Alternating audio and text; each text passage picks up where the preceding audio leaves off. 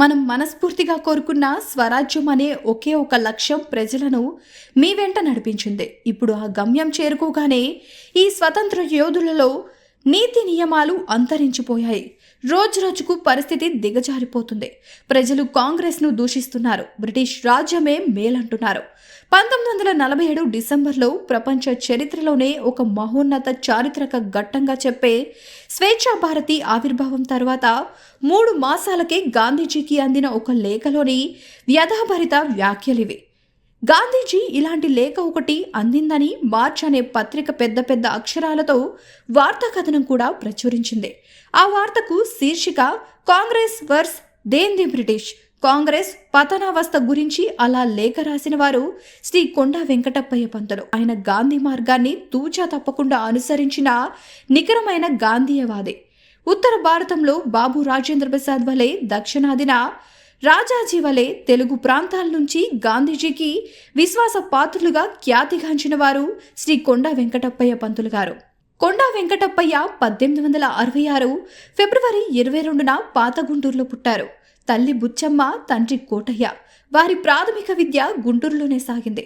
తరువాత బిఎల్ మద్రాసులో చేశారు. వెంకటప్పయ్య మద్రాసులో బిఏ జూనియర్ చదువుతూ ఉండగానే జాతీయ కాంగ్రెస్ పట్ల అభిమానం ఏర్పరచుకున్నారు. 1923లో కాకినాడలో జరిగిన అఖిల భారత కాంగ్రెస్ మహాసభలు చారిత్రాత్మకమైనవి. కాంగ్రెస్ అధ్యక్షుడిగా ఎన్నికైన దేశబంధు చిత్తరంజన్ దాస్ ఈ విభేదాల మధ్య తన పదవికి రాజీనామా చేశారు. మధ్య మార్గంగా వెంకటప్పయ్యని అఖిల భారత కాంగ్రెస్ అధ్యక్షుడిగా ఎన్నుకున్నారు. ఆ రోజుల్లో గాంధీజీ తలపెట్టిన ప్రతి ఉద్యమానికి కొండా వెంకటప్పయ్యే నాయకత్వం వహించేవారు. ఆంధ్ర ఖద్దరుకి యావత్ దేశ ప్రచారం లభించడానికి కొండా వెంకటప్పయ్య కృషి ప్రధానమైనది. 1933లో గాంధీజీ ఆంధ్రాలో హరిజన యాత్ర సాగించారు. అనేక గ్రామాలలో హరిజనుల చేత దేవాలయ ప్రవేశం చేయించారు. ఆంధ్రప్రదేశ్లో 65,000 రూపాయలు హరిజన నిధి వసూలైంది. ఒక వంక భార్య పక్షవాతంతో బాధపడుతూ మృత్యుశయ్యపై ఉన్నప్పటికీ కొండా వెంకటప్పయ్య హరిజన సేవలో నిమగ్నుడై తిరుగుతున్నాడని మహాత్మా గాంధీ అన్నారు.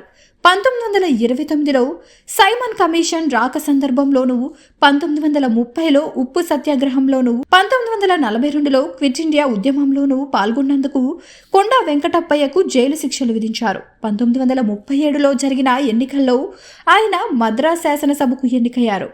భాషా ప్రతిపాదికన మద్రాసు రాష్ట్రాన్ని ఆంధ్ర, తమిళ, కర్ణాటక, కేరళ రాష్ట్రాలుగా విభజించాలని కొండా వెంకటప్పయ్య శాసనసభలో ప్రవేశపెట్టిన తీర్మానం ఏకగ్రీవంగా నెక్కింది.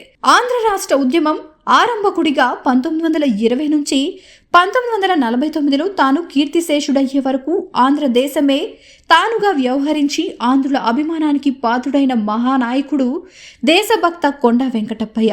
ఆంధ్ర రాజకీయాలలో ఆయన స్థానం దేశ రాజకీయాలలో మదనమోహన మాలవ్య స్థానం లాంటిది. కాంగ్రెస్ అగ్రనాయకులందరూ దేశభక్త కొండా వెంకటప్పయ్యను గౌరవించేవారు. శ్రీ కొండా వెంకటప్పయ్య కడలూరు జైలులో ఉన్నప్పుడు డచ్ రిపబ్లిక్ అనే గ్రంథాన్ని రచించారు. తన స్వీయ చరిత్రను 2 భాగాలుగా వ్రాశారు. శ్రీ వెంకటేశ్వర సేవానందలహరి అన్న భక్తి రసభరిత శతకాన్ని, ఆధునిక రాజ్యాంగ సంస్థలు అనే పుస్తకాన్ని రచించాడు. ఏ వ్యక్తి జీవితము పూర్తిగా ఆనందంతోనూ ఉండదు, అలా అని పూర్తిగా విషాదంతోనే సాగదు అంటూ వెంకటప్పయ్య గారి స్వీయ చరిత్ర ఆరంభమవుతుంది. ఆయన కళ్ళెదుటే ఆయన కుమారులు ఇద్దరూ కన్నుమూశారు. 1947 ఆగస్టు 15న దేశానికి స్వాతంత్ర్యం వచ్చింది. 1949లో దేశమంతా ఆగస్టు 15 వేడుకలలో మునిగి ఉండగా, అదే రోజు కళాదృష్టితో, కళా తృష్ణతో, మానవతావాదిగా, దేశభక్తుడిగా జీవితాంతం కృషి చేసిన నిరాడంబరమూర్తి శ్రీ కొండా వెంకటప్పయ్య ప్రాణం అనంత స్వేచ్ఛ వాయువులలో కలిసిపోయింది. తెలుగు వారందరూ సదా స్మరించుకోవాల్సిన నిరాడంబర సేవామూర్తి శ్రీ కొండా వెంకటప్పయ్య.